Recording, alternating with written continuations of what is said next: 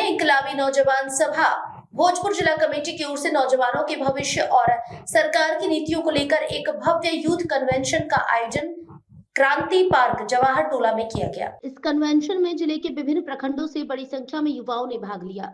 Convention के मुख्य वक्ता RYA राष्ट्रीय अध्यक्ष एवं डुमराव के पूर्व विधायक अजीत कुशवाहा रहे। वहीं मुख्य अतिथि के रूप में RYA के राज्य सचिव एवं अगी गांव के मुख्य विधायक शिव प्रकाश रंजन उपस्थित रहे।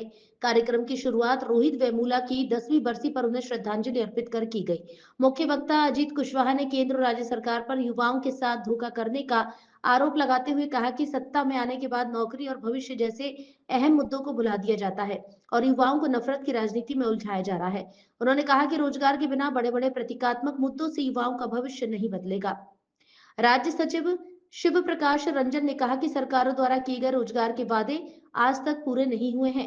कन्वेंशन में रोहित वेमुला को न्याय दिलाने और पटना के शंभू हॉस्टल की नीट छात्रा के मामले में संघर्ष तेज करने का संकल्प लिया गया।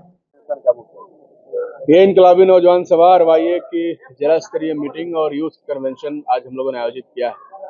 इसमें राज्य और देश भर के नौजवानों के सवालों पर बात हो रहा है। आप जानते हैं कि पिछले दिनों बिहार का जो चुनाव बीता, उस चुनाव में जो भी नौजवानों के मुद्दे, रोजगार के सवाल थे, उस पर आगे बातचीत नहीं की जा रही है। नीतीश कुमार जी ने चुनाव के पहले वादा किया था कि नौजवानों को 1 करोड़ नौजवानों को नौकरी दी जाए, लेकिन सरकार बनने के बाद 2-3 कैबिनेट बीत गया, लेकिन हम लोगों ने नहीं देखा कि 1 करोड़ नौकरी के लिए कोई ब्लूप्रिंट सरकार ने जारी किया। ऐसा लगता है कि ये भी उसी जुमले की तरह जैसे अमित शाह का 15 लाख का जुमला हो गया, सरकार इसको एज ए जुमला साबित करना चाहती है। लेकिन हमने देखा है कि चुनाव के दरमियान नौजवानों की काफी भागीदारी रही, इसलिए नौजवानों के सपनों के साथ ये जो खिलवाड़ करने की कोशिश की जा रही है, इसको हम लोग कहीं से भी बर्दाश्त करने वाले नहीं। सरकार ने यह भी घोषणा किया था कि वो 1000 रुपया बेरोजगारी भत्ता नौजवानों को देगी। हालांकि बेरोजगारी भत्ते का सवाल हम लोग पिछले कई दशक से उठा रहे हैं, लेकिन पहले ये सरकार के लोग इस सवाल पर हंसते थे कि भाई बेरोजगारी भत्ता क्या होता है। लेकिन चलिए, कम से कम इस लड़ाई की एक जीत हुई कि सरकार ये बात मान रही है कि बेरोजगार लोग हैं और उनको बेरोजगारी भत्ता मिलना चाहिए। लेकिन बेरोजगारी भत्ता 1000 की, 1000 का क्या मतलब है? हमने पूछा कि भाई आरा शहर में ही कोई गांव का बच्चा आके पढ़ना चाहता है, तो 1000 में तो ना उनको कहीं किराए पर घर मिलने जा रहा है, ना ही 1000 में कोई कोचिंग मिलने जा रहा है। इसलिए कम से कम बेरोजगारी भत्ता 10,000 रुपया मिलना चाहिए। पिछले दिनों विधानसभा में 2022-23 में जब महागठबंधन की सरकार थी, तो हमने आर्थिक सर्वेक्षण कराया था और सर्वेक्षण के रिपोर्ट के बाद यह तय किया गया कि आज भी दलित पिछड़ों का जो आनुपातिक प्रतिनिधित्व है वो पूरी तरीके से नहीं मिला। इसलिए कम से कम 65% आरक्षण दलित पिछड़ों को दिया जाए, जिसको सरकार ने अपने किसी वकील के माध्यम से हाई कोर्ट, सुप्रीम कोर्ट में जाकर के इसको लागू नहीं करने दिया। डबल इंजन की सरकार बनी तब भी उसको 9वीं अनुसूची में शामिल नहीं किया गया।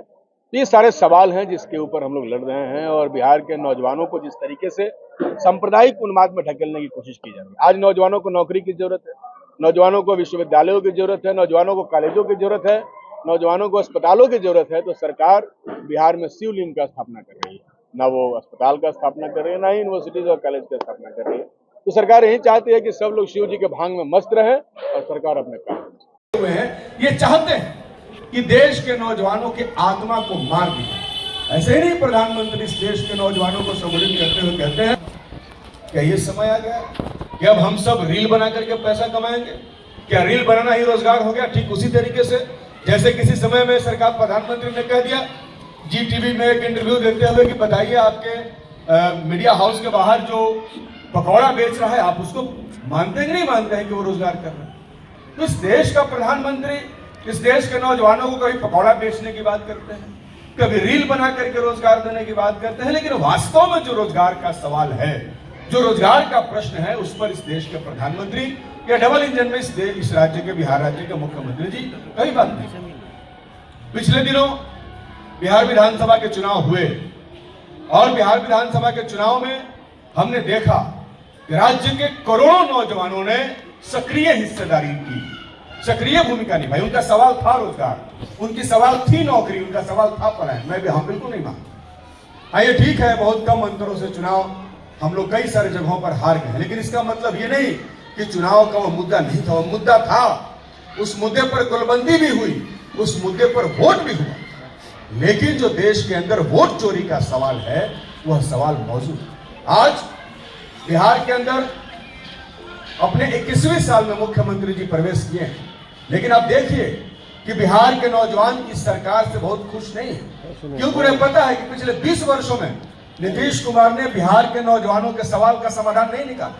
पिछले 20 वर्षों से हम लोग लड़ रहे हैं कि बिहार का नौजवान पलायन करने को मजबूर है। हर गांव से नौजवानों का पलायन है। आज आप गांव में घूम करके देख सकते हैं, ऐसा नहीं है। ये लोग जो जश्न मना रहे हैं कि हम लोग पिछले 20 वर्षों में सबसे ज्यादा बहुमत के साथ सत्ता में आए हैं, हम ये साफ तौर पर इस बात को समझते हैं, क्योंकि जनता अपनी समस्याओं के साथ खड़ी है। नौजवान अपने समस्याओं को समझ रहे हैं और उन्होंने चुनाव ही नहीं बल्कि तमाम सवालों में बहुत ही अपनी सक्रिय भूमिका अदा की।